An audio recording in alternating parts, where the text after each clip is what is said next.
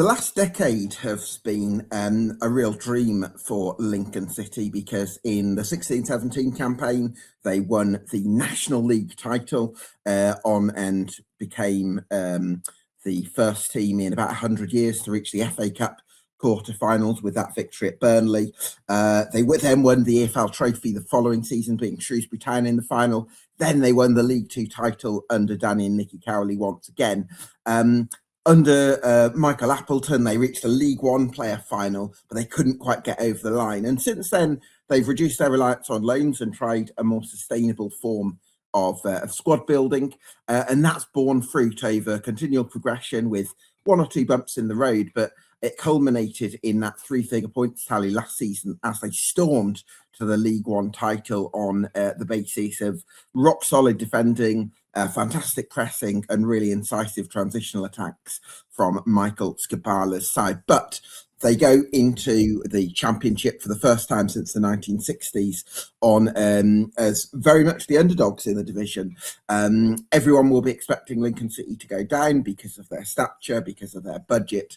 So can Lincoln City continue their astonishing journey and survive for another season in the Championship? That's what we're here to discuss on this Summer Deep Dive. Yes, welcome along to EFL Debate. This is part of a series of Summer Deep Dives. I'm speaking to a fan of each of the 72 clubs across the Football League this summer, so get subscribed if you want to get involved with that content. Well, I'm delighted to be joined by Jake Tonge, looking very trim this July, from the excellent Here for the Lincoln podcast. Jake, thanks so much for joining me.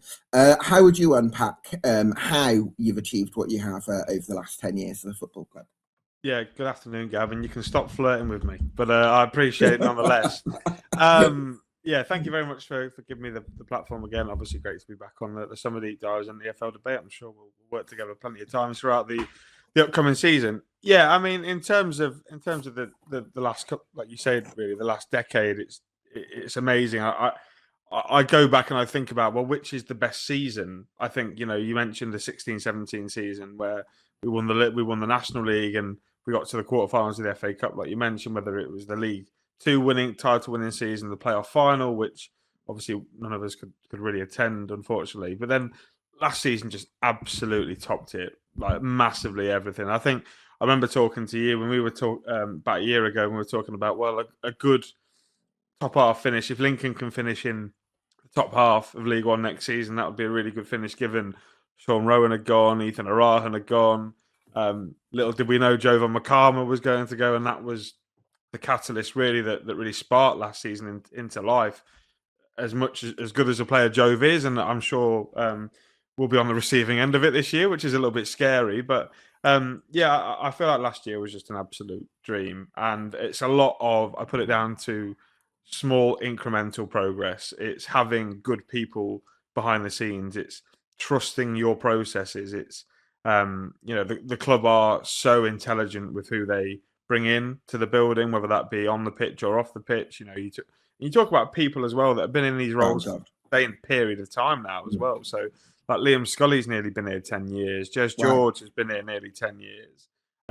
So whilst those above them in terms of, so you've had the great Clive Nates, who's since passed the baton on, but we then evolved to the Jabara family and now on to the Fowler family, who are doing some really, really incredible things for the football club and the supporters.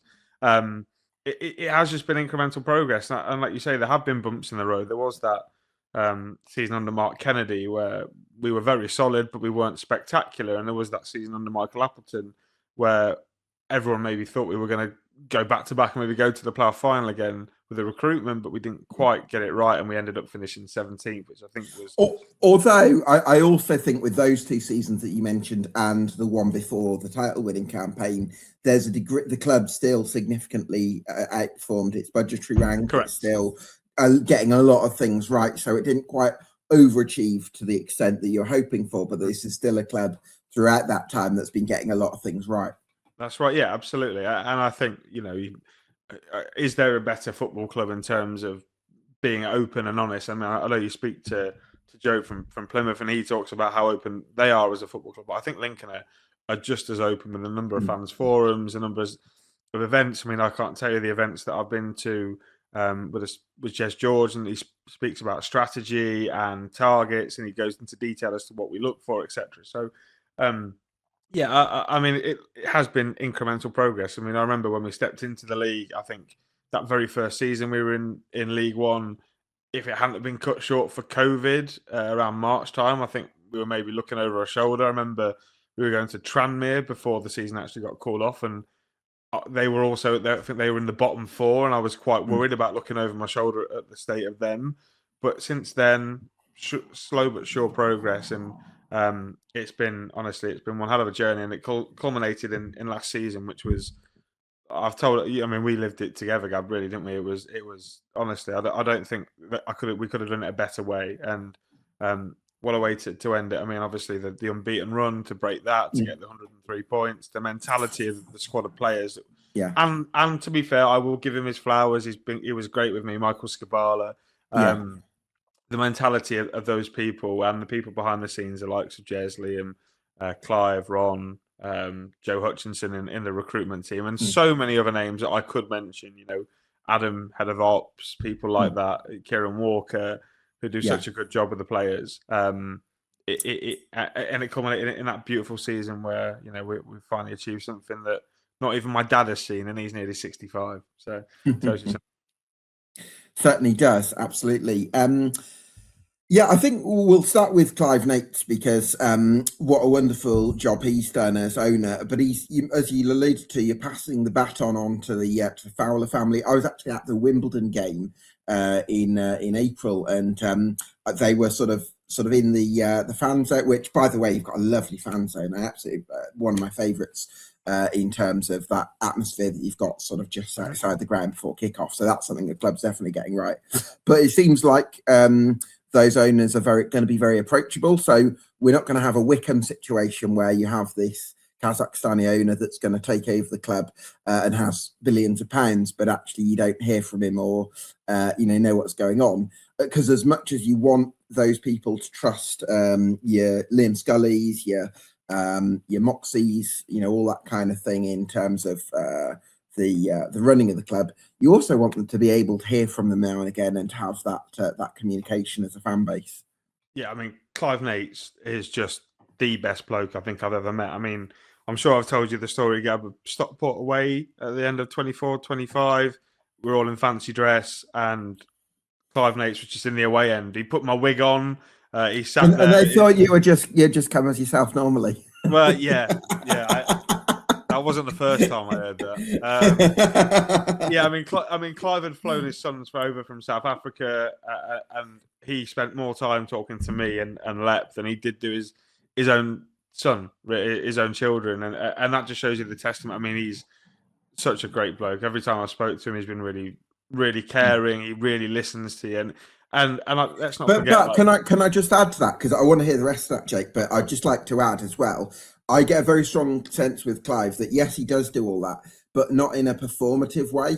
Because I'm sure I've offered Clive Nates for interviews and that kind of thing, and I think that he does it in a sort of a quieter, more understated way, rather than sort of taking any chance to say yes, we're doing this or we're doing that, and almost to show off. He does it in much more of a low key way, which I really admire. Yeah, that's right. Without Clive Nates, like we aren't where we are. It is just a fact, and it's the same as all the managers before. Danny Cowley. We're not sat here talking about a championship season because Danny would be stuck in the National League, but Danny Cowley and Nicky were able to get us out, and it started with Clive Nates. I remember having a chat with him a couple of weeks ago at a fans forum about the first night that he came to watch Lincoln. After we'd had a phone call with Bob Dorian, the former chairman, as well. He came to a game away at Alfreton, which I think we drew 1-1 and scored late on in the game. I remember it. It was Sean Newton scored for us. Good knowledge. At Alfreton, and Clive just absolutely fell in love with it. And from there on, he funded the club. I mean, fantastically, and really brought in professionalism. Lincoln beforehand were a club floating nowhere, and without Clive Nates came in, brought up the standards, recruited some very good people. I mean, even the very first full season, full season, it was Chris Moises who really was the architect, so that Danny Cowley and Nicky Cowley could run. Essentially, he walked so they could run. So yeah, Clive Nates, top bloke, brilliant, fantastic. And what I like about him, Gab, is he's so careful. He's not just passed it on to anybody. Yeah, He that's the wants the key. long-term sustainability of Lincoln City, so that the next league that we play in, besides the Championship, is maybe the one above that, which would be crazy to think about at this minute in time. But I also thought 7 years ago when we got into League One that if you'd have said to me the Championship with the next league that you play in instead of going back down to League Two, I probably would have questioned you in the same way people might question when I talk about the Premier League. So just that being careful, handing it over to the right people, making sure the relationships are as good as they can be. Clive Nates is fantastic. I'm a real big fan of Clive, and he's still around as vice co-chairman, so he still gets an input on the way the club's moving forward. I think that's so pivotal because he's really saved us big time. Absolutely, that's the key, isn't it? Because it's one thing having a great owner, but in the modern era of football, I think it's especially for local owners, it's harder to sustain ownership, even really good owners, for a number of years, because the losses that you make as an owner now, you just can't do it season on season over for much more than 10 years. So, but once you sell the club, if you sell it to somebody who doesn't have the best interests or doesn't continue the club's values, then you can become a cropper. So I think that's a really difficult balancing act that owners have to face, and not every owner gets that right in terms of keeping the values in place but bringing the next owner into the journey. So absolutely full credit to Clive Nates for that. Talk to me about the people running the club in terms of the Jez George, the director of football, and the running of the club. Yeah, I mean, it's fantastic. I mean, if you could see the projects, Gab, that are going on at the moment. I mean, Ron Fowler, obviously the new chairman. It was his birthday. I think it was yesterday. So happy birthday, Ron, and thank you very much for making all of our dreams come true. They're putting money into the club, Gab, not only for the playing side, and we can talk about the squad and maybe the money that could float around in the first team, but it's putting money into the operations. It's putting money into. He's invested millions of pounds into the EPC, the training ground. It's basically doubled in size. It's creating a better environment for the players to work at and the staff to work at 5 days a week. That's the part that we don't see. Lots of multi-millions of pounds has gone into that. And Ron has also, I mean, you spoke about the fan zone at last season, Gab. Well, I would advise you to get down to the Pro Am Pack or Sincil Bank this season, because they've put near on £10 million into the fan zone, and they've increased it even better. Big screens, food vendors. They put more hospitality in, new seats. Ron is someone who, and I will get to Jez and Liam. I promise you, Ron is someone that when he was in charge of the San Diego Padres, the baseball team, he was massive on fan experience. He was. I think if you asked a lot of MLB fans, what's the best ground to go and watch an MLB game at in terms of the experience rather than just the product on the pitch, San Diego Padres would have been right up there in terms of fan experience. And I think that's what Ron is trying to do. Get the people of Lincoln on side, create a really good fan zone, really good experience, so that you come into the ground at maybe 11 o'clock for a 3 o'clock kickoff, and then you're staying until 6 or 7 p.m. in the evening, so that the club can maximise the benefits from that. And so yeah, that's the work going off the pitch, which I think is really important. And then Jez and Liam. Liam's a great chief exec. He's so open to supporters. He speaks openly. He always answers questions. He's always on the forums writing answers to people. He's always approachable. Even if you just saw him in Lincoln, I mean, friends of mine see him in the David Lloyds all the time. Just have a chat with him, make sure he gives updates willingly. And Jez, I mean, I've met Jez numerous times, and in terms of sporting director, he's so good at his job. Like he's got that director. He's now the sporting director title nailed down to a T in terms of the way that the football operations work, and he recruits great people. Like I know you've got good things to say about Joe Hutchinson and people like that. So really good people, and on the day-to-day operations, everything is going really, really well. The club are in a real good space. In terms of well-run clubs in the EFL, Lincoln must rank right up there, and they're just so open and honest with everybody. And I think that's what people appreciate, because like you mentioned, if you have people in those positions that don't come out and communicate with supporters, then there's that real sort of frustration that you don't know what's going on. And a lot of people, Gab, who support football clubs, they live and breathe their football clubs. I mean, I know you do for Birmingham. Obviously, I massively do for Lincoln. There are millions of people like us across the country. So to have that communication, knowing what's going on, it's really beneficial. And those two individuals are just the two headliners, but there's so many people behind the scenes that are doing such a good job. It would be here for another hour just naming them all, Gab. But Mandy Slater. Yeah, big fan of Mandy Slater. Massive fan of Mandy Slater. Toby Smith. Everyone just does a really good job at Lincoln. You're all brilliant. Absolutely. Well, let's have a look at the squad then, Jake, that's been assembled by the fantastic word by Jez George. I'm so sorry, Jez. I called you Jez Moxie earlier. It's Jez George. I got him confused with that guy who's at Wolves. Right. I've got 72 different clubs to look at. Right. Yeah, I know, occasionally. So let's look at the goalkeeping position, and it's great news. George Wickens is staying on, the Wickens keeper. I think that's wonderful news. I think he could go for a lot of money next summer, but hopefully because he's helped you stay in the Championship. Yeah, he's talented, and he's just signed a new 4-year contract, which is fantastic for us. I mean, I know conversations I've had with Jez.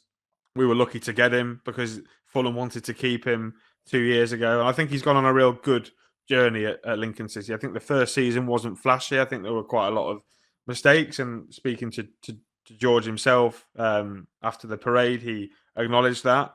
But the development that he has had, I think there's a big part of that is having David Priest stood behind him. I mean, David Priest is a former Lincoln City player, but he's been a coach at Sunderland. He's got real good pedigree, and he's an experienced head. And he's come in and really elevated George's game. And I thought George was by far the best goalkeeper in Sky Bet League One last season. He was outstanding. He won a Golden Glove alongside Philip Marshall. The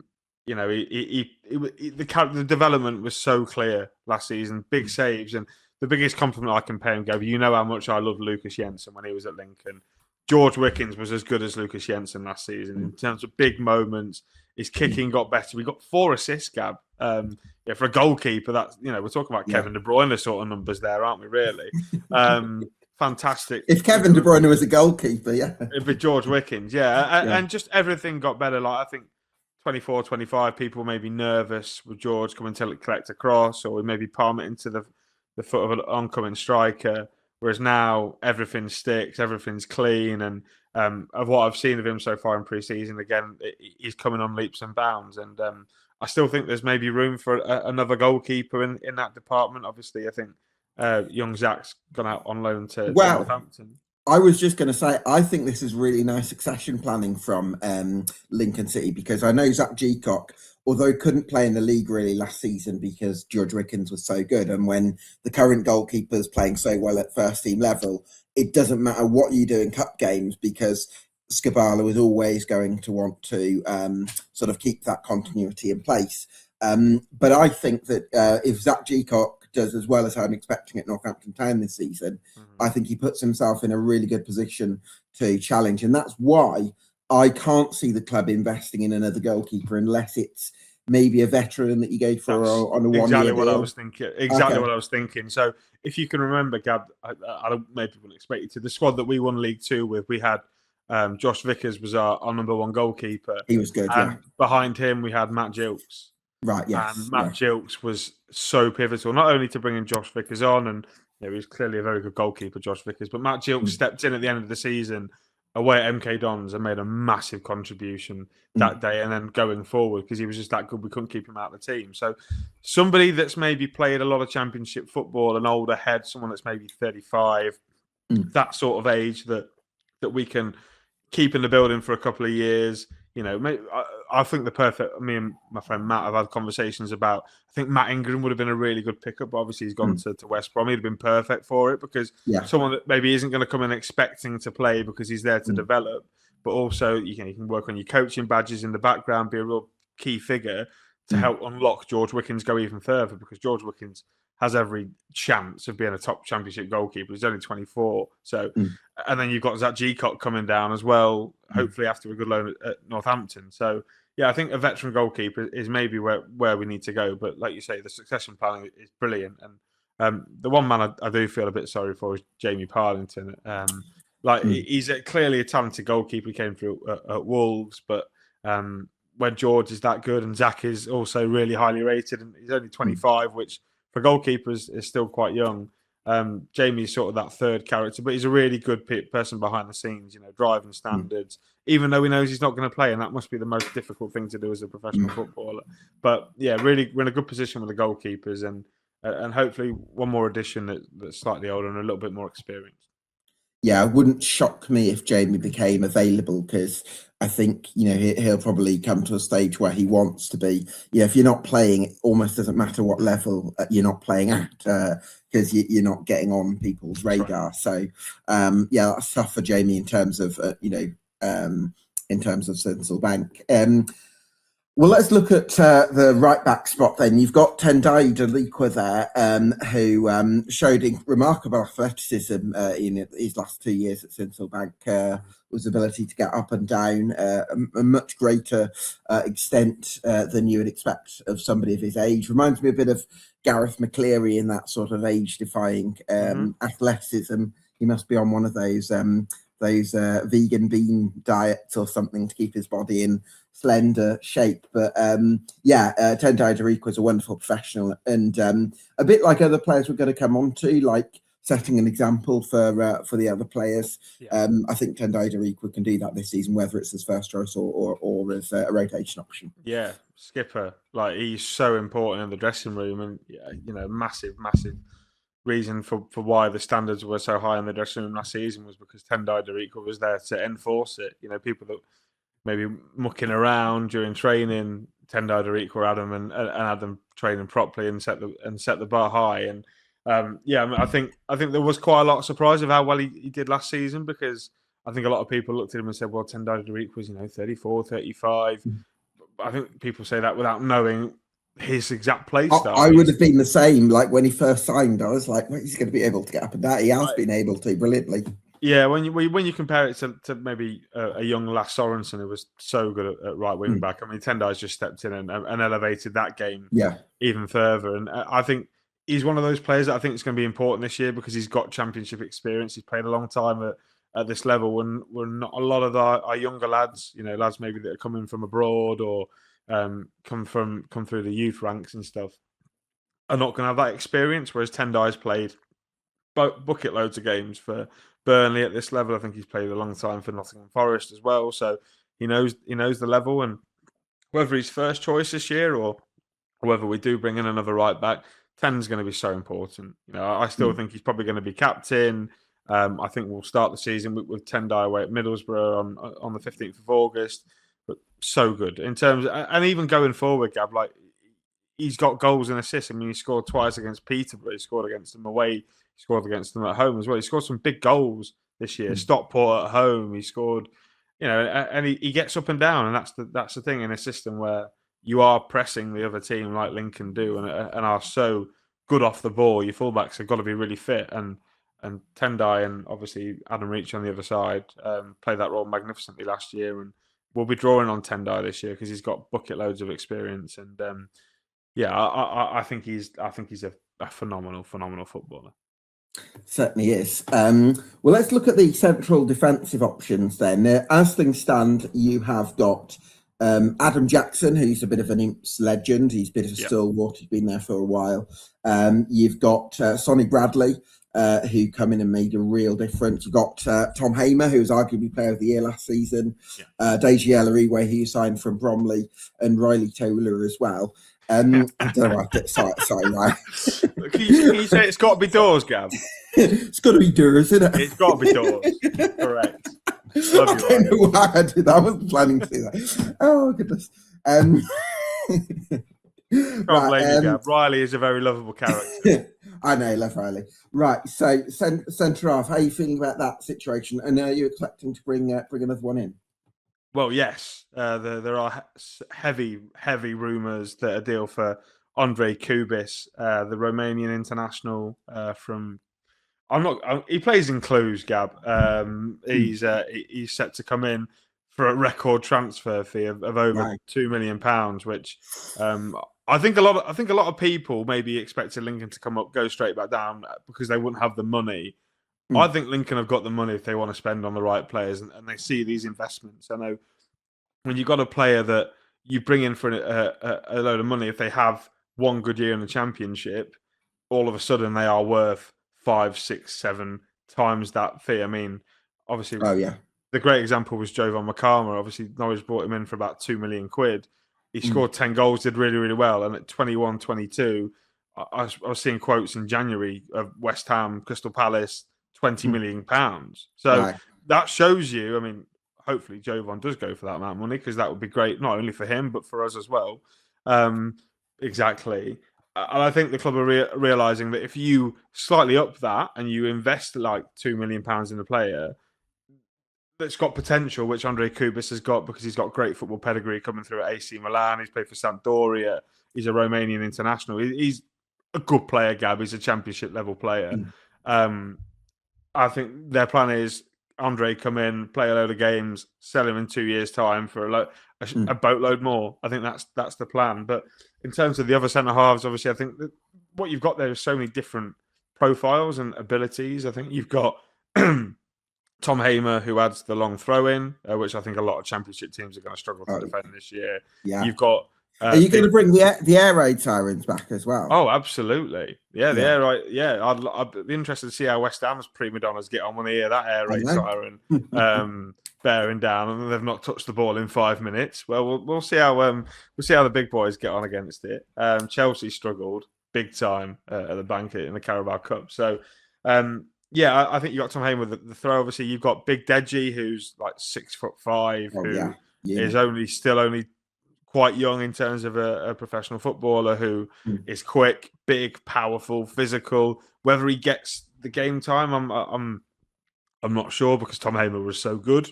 And obviously, this Kubis is a big money signing. You'd imagine is coming into play. And then you've got your left-sided centre halves who, Sonny Bradley, who was so big for us last year. I mean, speaking to Jez again at one of these events, he said Sonny didn't often speak loud or didn't really speak, but when he did speak, everyone listened to Sonny Bradley because he's got that pedigree and he's got, everyone knows what Sonny Bradley has achieved, certainly in League One as a player. So I think he's going to be massive off the pitch as well. It's like having another captain. And then Riley Towler, who at 24 obviously signed a new 4-year contract as well the other day. I think he's got potential to be a championship centre half. At 24, he brings the ball out. He's left-sided. He's a League One title winner twice now, so he's got that pedigree.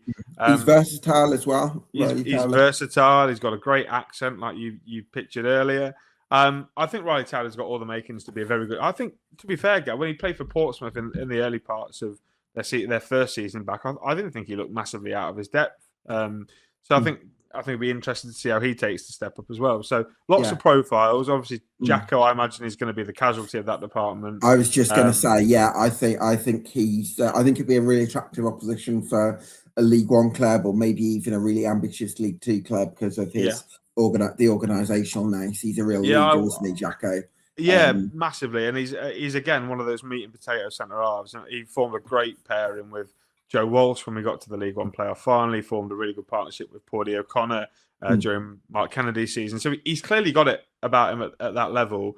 I have a feeling he probably might want to go back, move a bit closer to home. He's from Middlesbrough, so maybe an ambitious club like a York, maybe, or someone that really needs that big experience at the back. And I think I love Jacko. He's been a really good player for us, and I think he again is part of that leadership group. But I think he'll be looking at Andre coming in, and you've already got Tom Hamer who's playing at such a good level, and Riley Towler and Sonny Bradley, and think if we're going to play a back four, then maybe my chances might just be limited. So, which would be a shame because Jacko has been a great servant to the football club.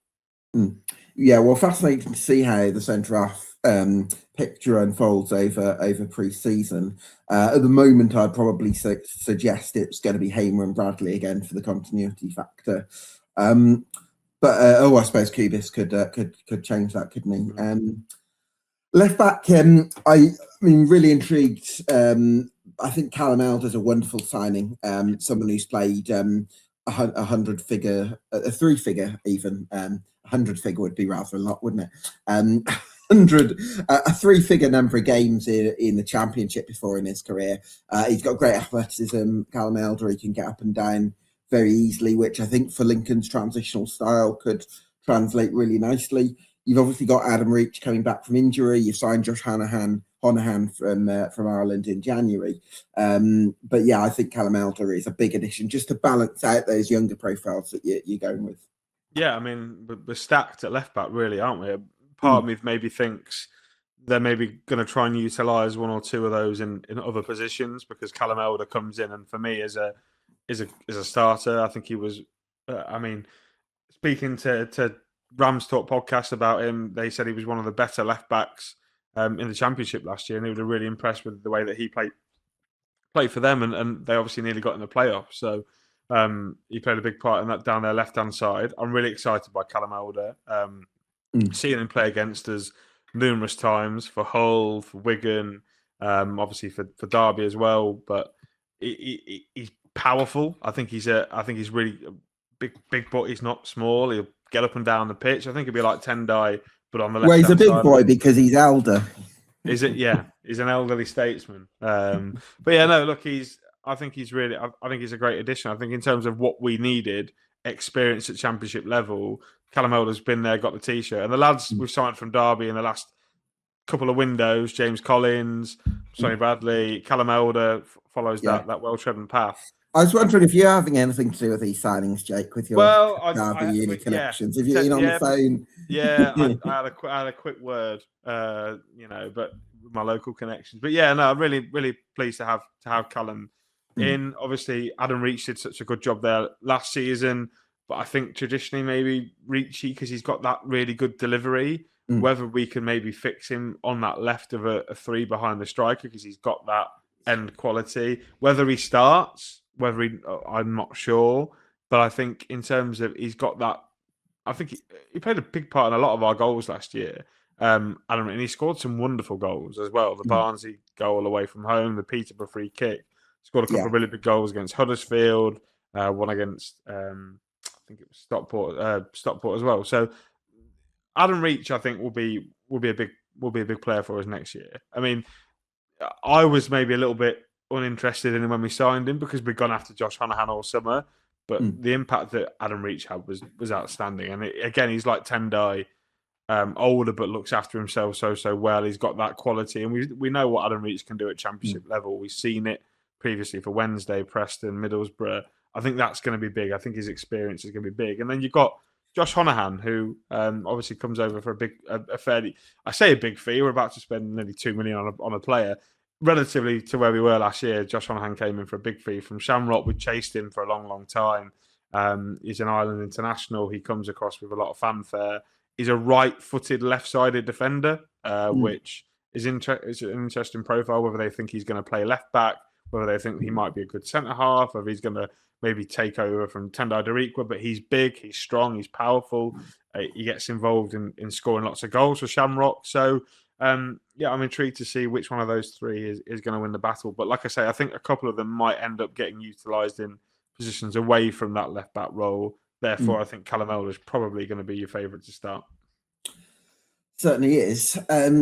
Let's have a look in central midfield then, because Conor McGrandles was just so consistent last season, so intelligent, got through so much work, just held that midfield together, didn't he? Yep. I think he's overdue this opportunity at Championship level. Oh, massively. Yeah, absolutely. And, he's had such a redemption arc in the last 18 months or so. Conor McGrandles was outstanding last year. I know I said it to you, Gab. I don't think I saw a better midfielder in the league last year than Conor McGrandles. Just the way that he ran games, and I was terrified. We lost Ethan Arahan in the summer. Obviously, he went to to Bolton, looking for bigger and brighter things, and ended up 30 points behind us. But you know what, Ethan, we'll let it slide. And Conor McGrandles, I was worried for, because Ethan was very good at putting the hard yards in, doing the hard work. He's a big lad, got around, very cultured. But Conor McGrandles just made Ethan look. It just made him was even better than Ethan in terms of just everything about Conor McGrandles last year. And I know I joked to you, he passes it backwards, he passes it sideways, but sometimes you need that. Like sometimes you sticking over. You just got to keep thinking exactly. And I think what Conor does is really allows Ivan to go on and be the player that I think Ivan's going to go and become.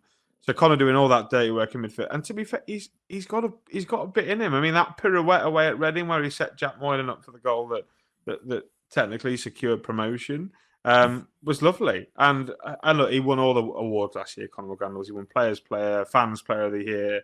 Like, everyone loves Conor McGrandles, and like you say, he deserves a chance, I think, in the Championship. Whether the physical demands are going to be quite big, because I think you're going to come up against some physically empowering midfielders.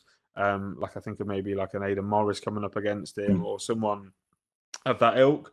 But I think he deserves a go. And I think this Lincoln City team cannot function the way that it did last year without Conor McGrandles. So I'm really intrigued to see how he gets on. Jake, we're recording the second part of this separately. One thing I'm really surprised about is for some reason I didn't even mention Michael Skubala. So I suppose he's become irrelevant. Well, you know, yeah, he no longer exists in my mind, Gab. Yeah, he's not renting it. Yeah, so I did want to touch on a little bit about that, because as much as I know you want to move forward as a fan base and think about the future, I think we disagree slightly on his choice to move to Bristol City. I actually don't think he's made the right choice necessarily, because sometimes the grass isn't always greener. I think what you've got sometimes at the club in terms of security and the structure is really important. But I can also understand why he did it in terms of Lincoln City are likely to be somewhere in the bottom 8 of the Championship this season.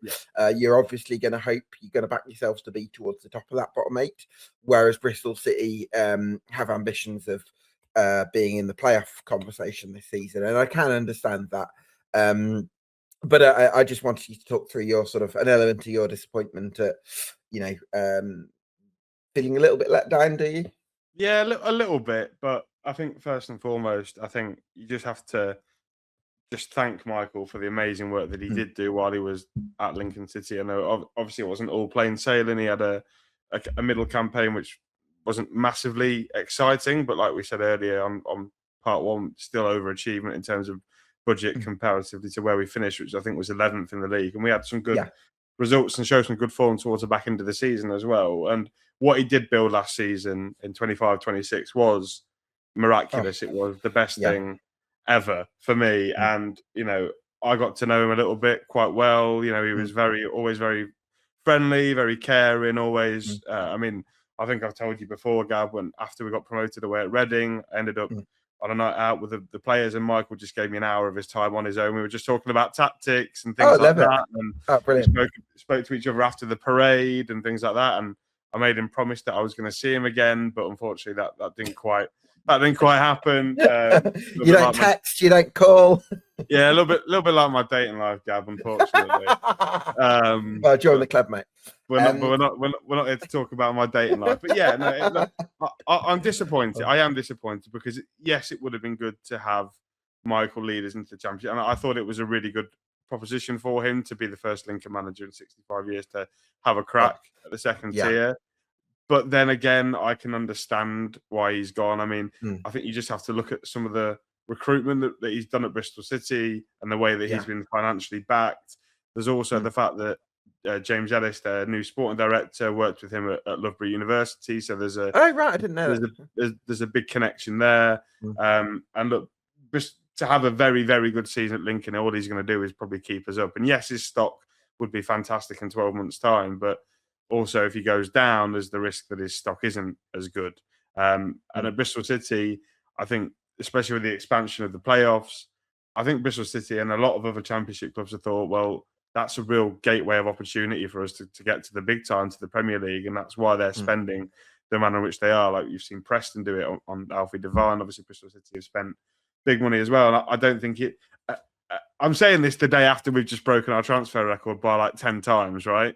But Bristol City have probably spent like 10 to 15 million overall with the players that they're going to buy this summer, whereas Lincoln are probably going to spend between £6 and £10 million for whatever. So, while I'm disappointed and upset, I will always cherish the season that he did give us that saw us win the league. I have no resentment towards him. I completely understand the opportunity he's taken. And if regular people were in his position, I think a lot more people would be understanding of his decision to change. Yeah, absolutely. And I think also one thing that's worth mentioning is he's done it after winning a title. And that's one thing I would always say about managers. I can actually understand why some managers might leave in season, even if I don't agree with it. But I think once you've won a title, once you've won a promotion, you've literally left the club in a better position, whichever metric you decide on. I think that's a fair time to depart. So yeah, I wish Michael Skubala all the best, and hopefully he has a great career at Bristol City. But what I'm really intrigued about is, on the one hand, I don't think the optics of going into a championship season for the first time in 65 years without the manager who got you there is great. It's just not. But I actually think from a day-to-day practicality point of view, I don't think a huge amount changes. I think Tom Shaw and Chris Cohen can work. They were taking attacking and defensive coaching last season, so I don't think the day-to-day changes an enormous amount. And I think I probably could have predicted that it would be an internal appointment if Skubala went, because I think the club value continuity. Yeah, and let's be fair to Tom and Chris. Like, they've waited patiently for this sort of opportunity. Tom Shaw has been interim before, but never landed a job on a full-time basis. Chris Cohen has been a very good number two, namely to Nathan Jones, followed him around. But again, never really got a chance at being a full-time sort of manager. And there were external candidates interviewed after Michael Skubala left, and Jez, Liam, Ron, Clive, everybody on board decided that Tom and Chris were the best possible candidates. And they were probably beating some pretty good, like we say, candidates, because the Lincoln job was quite an attractive one. In the Championship, that massively elevates your visibility to everybody else. So, in terms of the day-to-day, I've spoken to a couple of players about it, and again, everyone seems relatively positive. They had massive control on building the game model. I went to an event where they did a Meet the Managers event with the two of them, and they spoke through the game model. I'm not trying to say Michael Skubala just stood there and pointed. No, I know.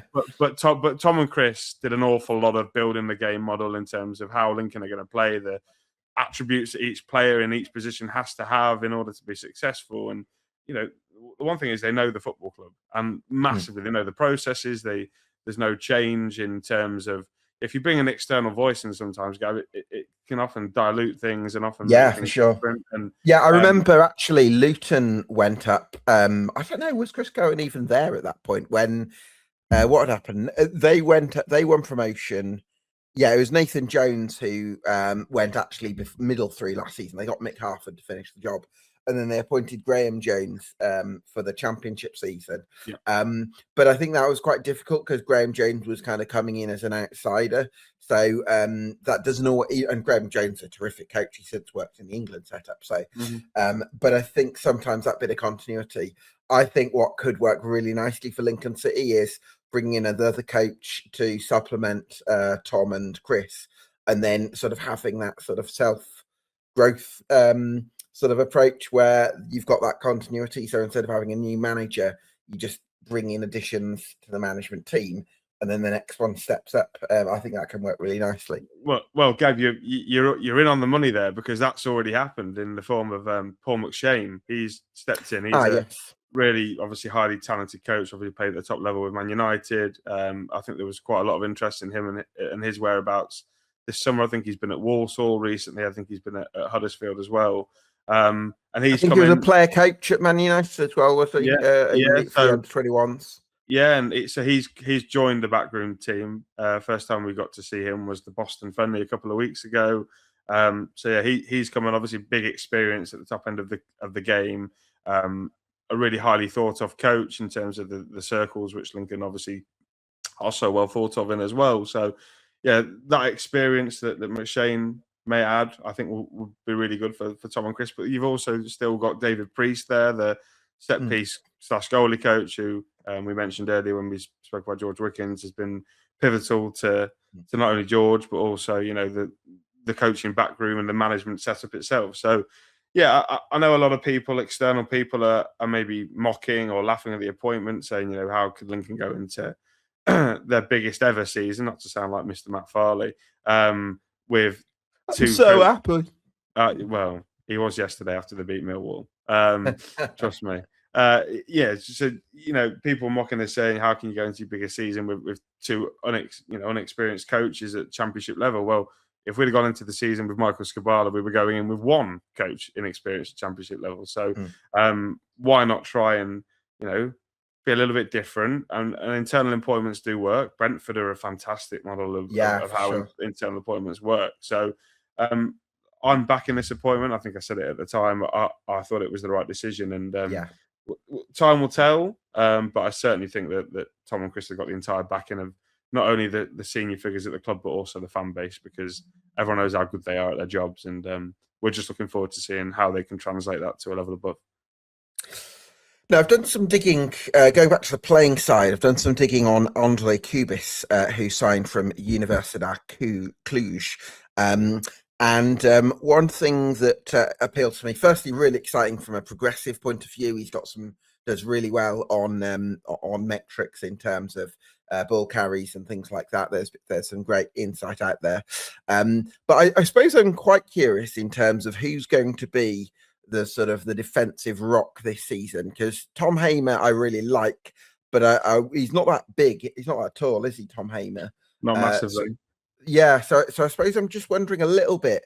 I know, listen, I fully respect Tom Hamer because he was Player of the Year last season, unbelievably well, right up there with Conor McGrandles and George Wickens and others, Rob Street. But I suppose I'm just thinking, how's it going to amalgamate in terms of the defensive shape? Is Sonny Bradley going to play a big role? Who's going to be that sort of that rock at the heart of the defence? I'm just kind of working that out a little bit at the moment.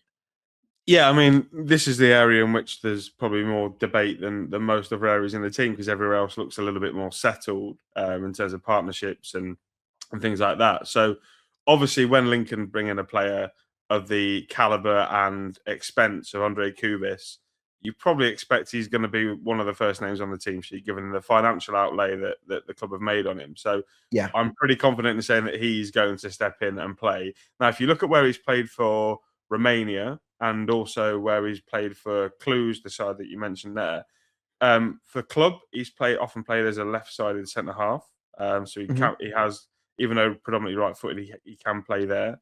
But also for Romania, he has played right back previously as well at senior international level. So he's got that versatility about him, which I think the club quite like.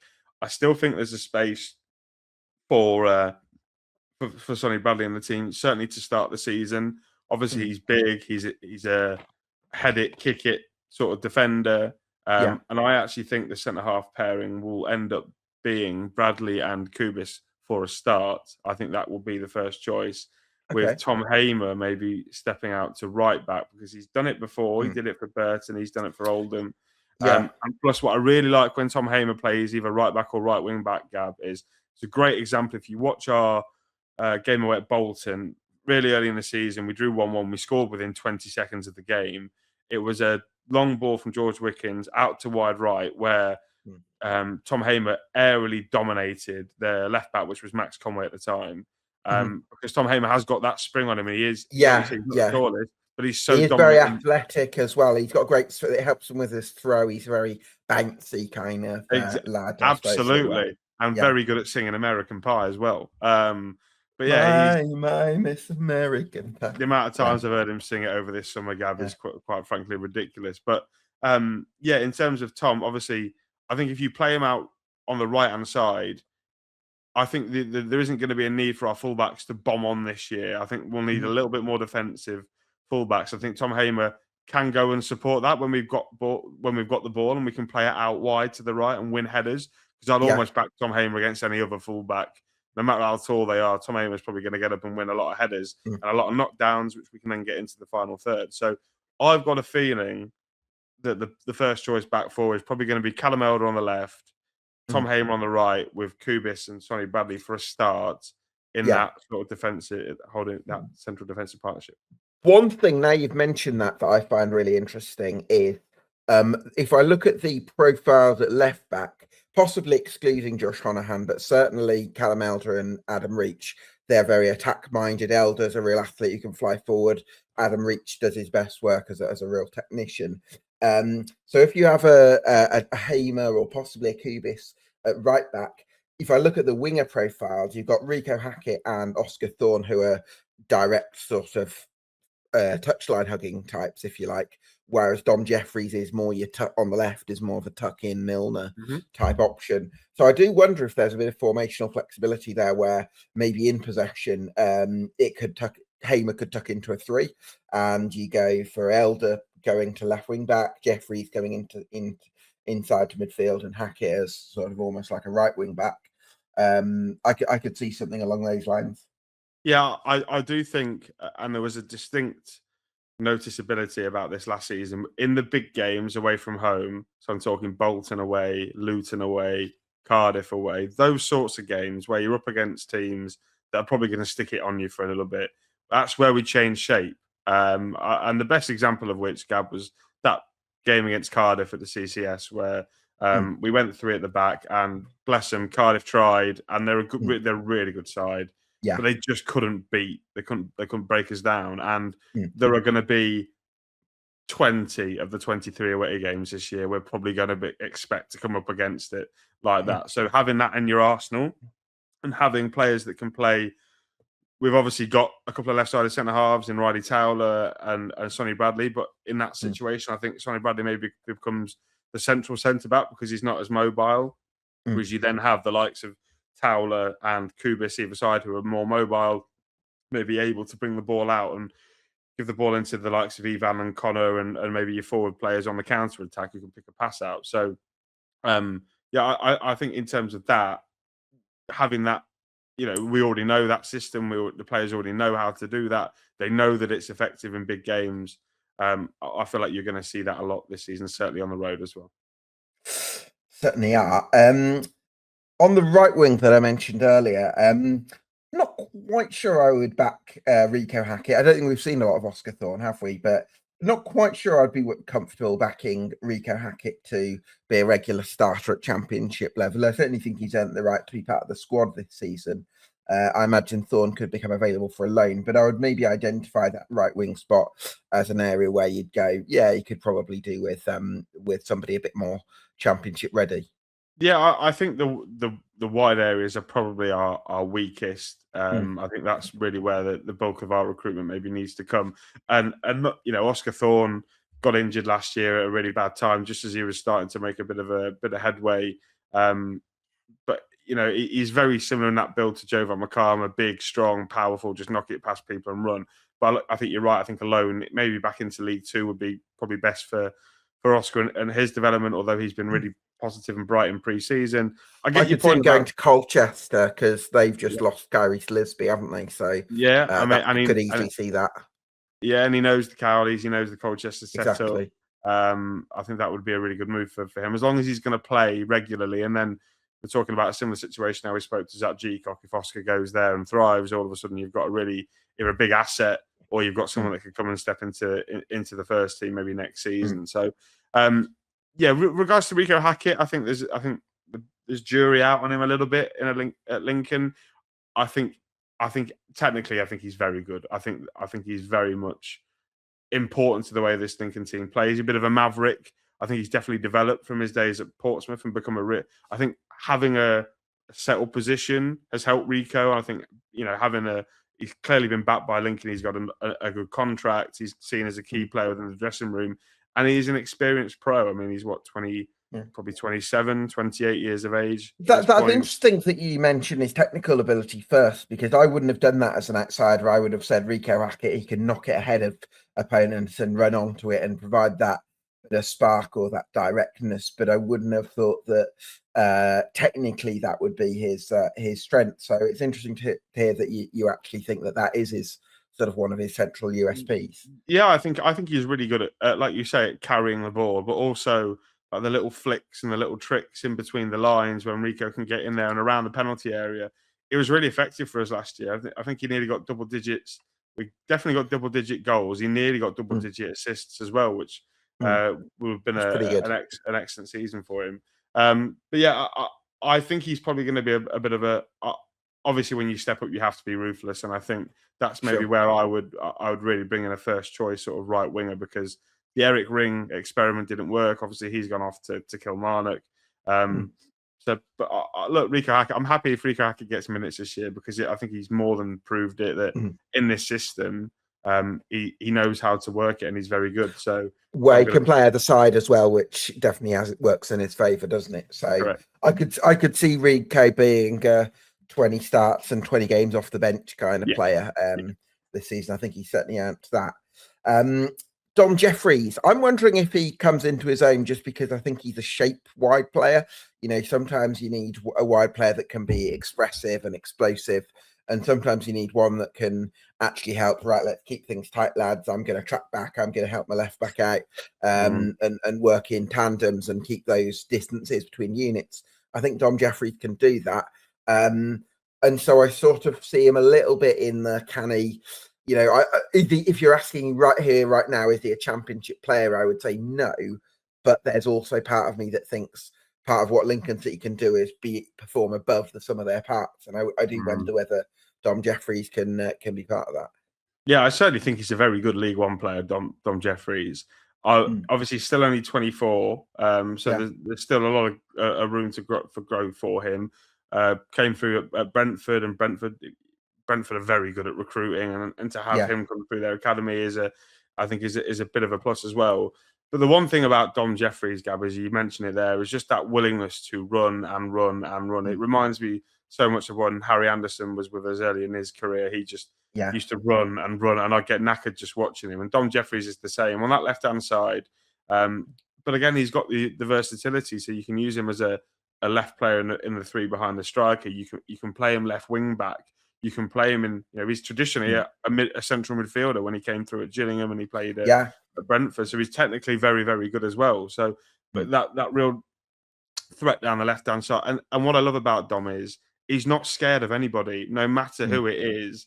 I mean, he was coming up against, I think it was Perry NG in that game at Cardiff, which was by far Dom's best performance in a Lincoln shirt, in my opinion.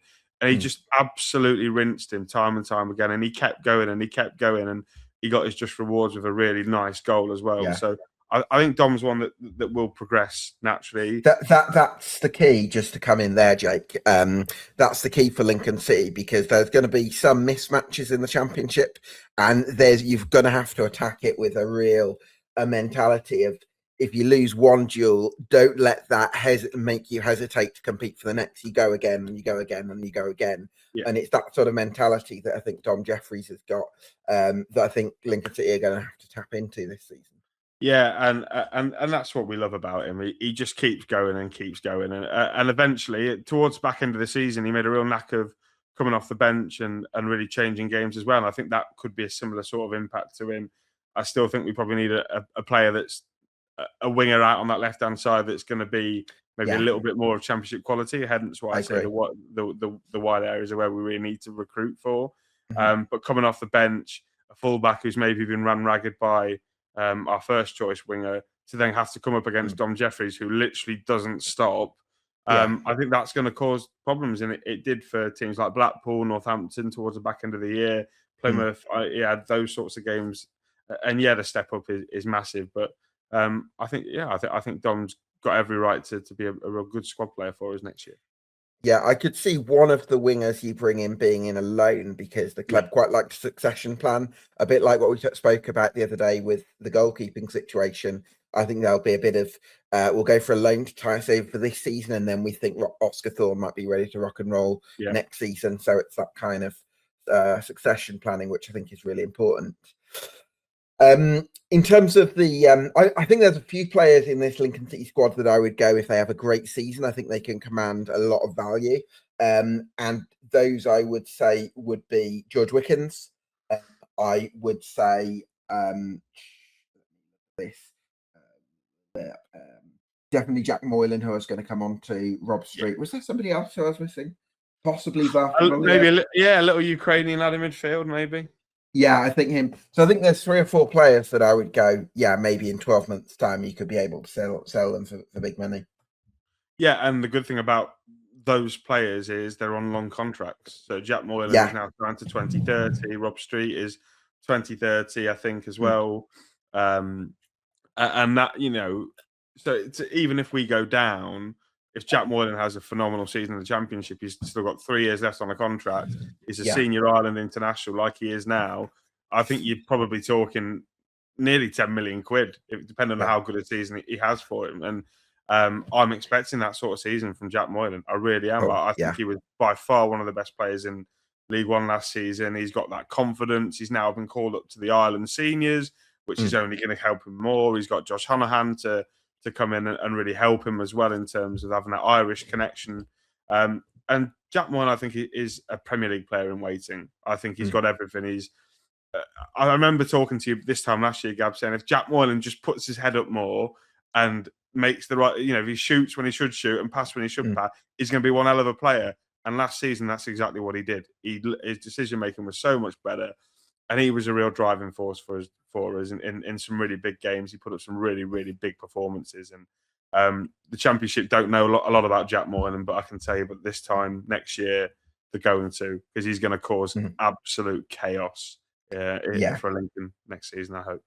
Yeah, really excited about Jack Moylan. Probably one of the big reasons to get behind the Imps. I think he's going to do a lot of damage. And again, a bit like what we've spoken to with Dom Jeffries, he's going to bring that fearless mentality, which I think is really exciting.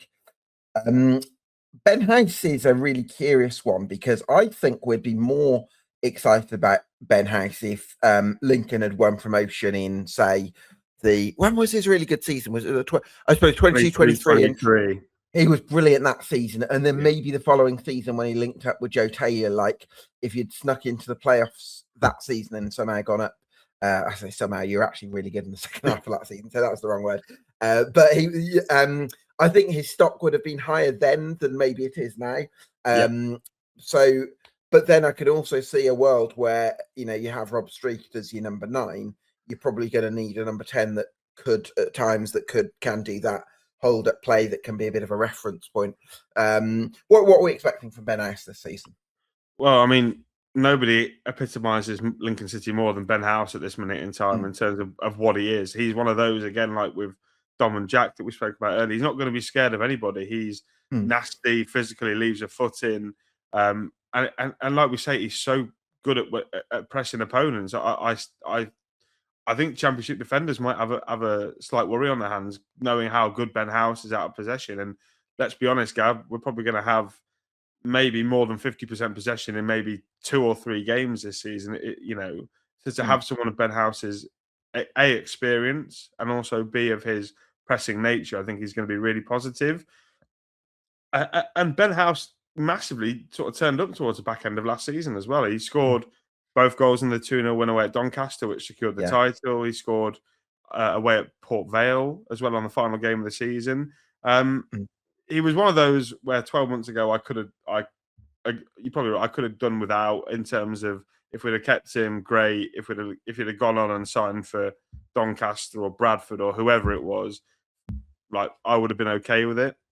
But I just think Ben House epitomises what this Lincoln City game model is all about. Off the ball, he works hard. Yeah, he's got a mouth on him, and he does like to get involved.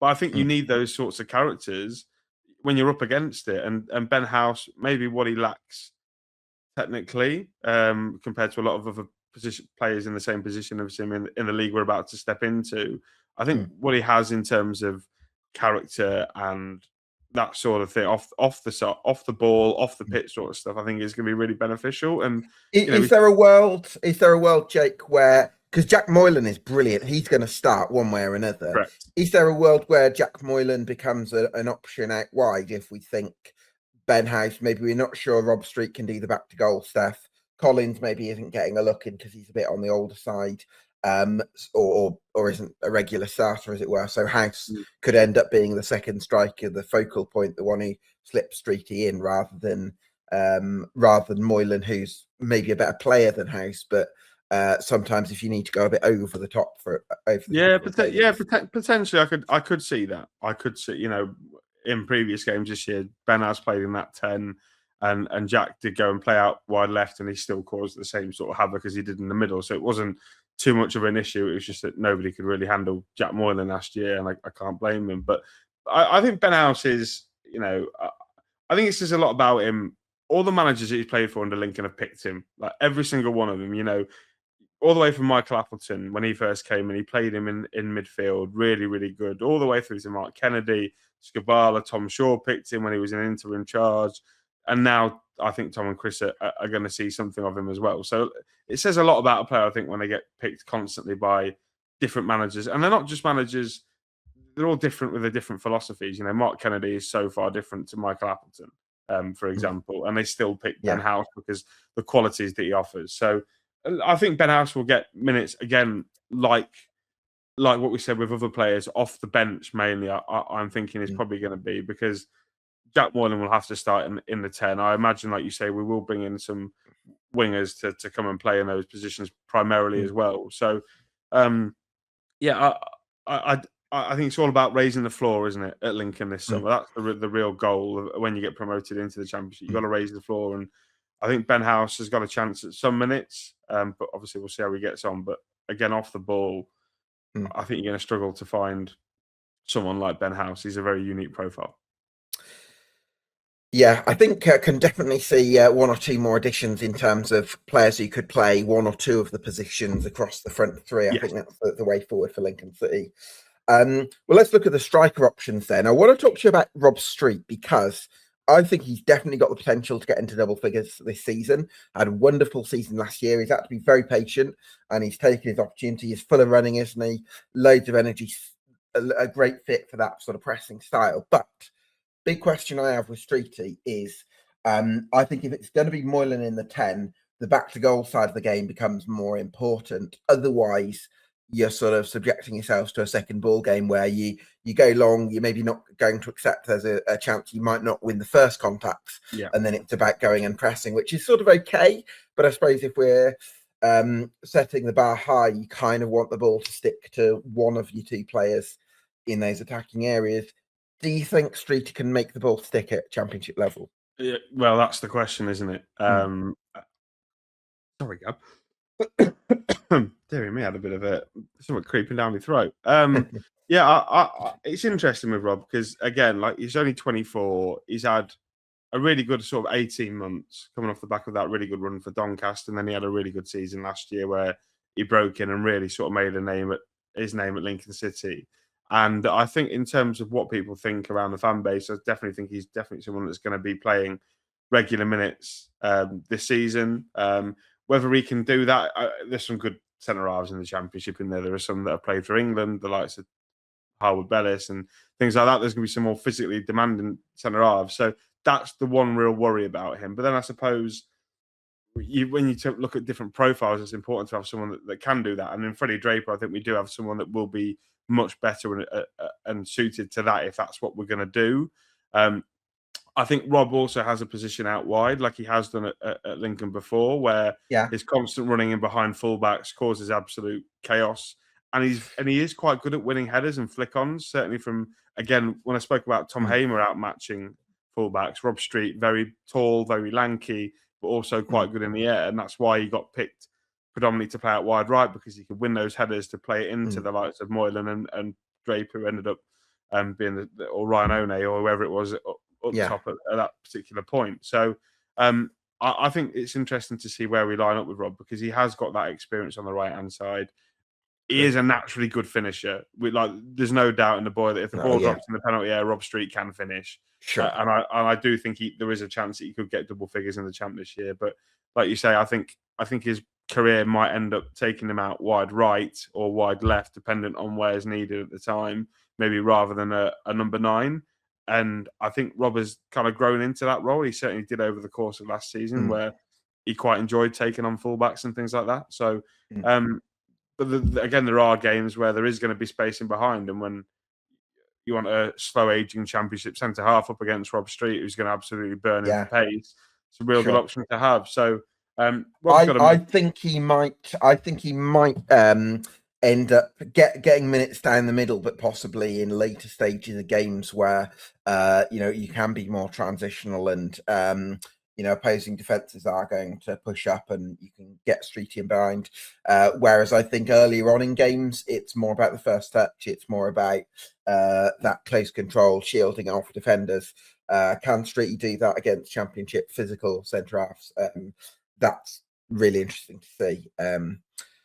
Well, I have to wait to see on that. I suppose the other, I think Lincoln City could do with one more centre forward. I don't know if you'd agree with me on that, Jake.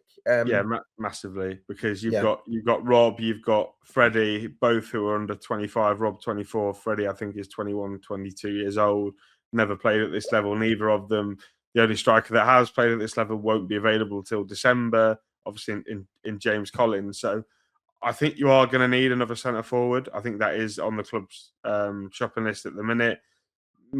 It's difficult, isn't it? Because when you're Lincoln City in the Championship, our striker is going to think, well, they're going to score loads of goals. Let's go there for my own career, development or benefit or whatever it is. Probably not. So you're going to have to try and find somebody that's willing to maybe deal with less chances, but back themselves to take them when they do pop along.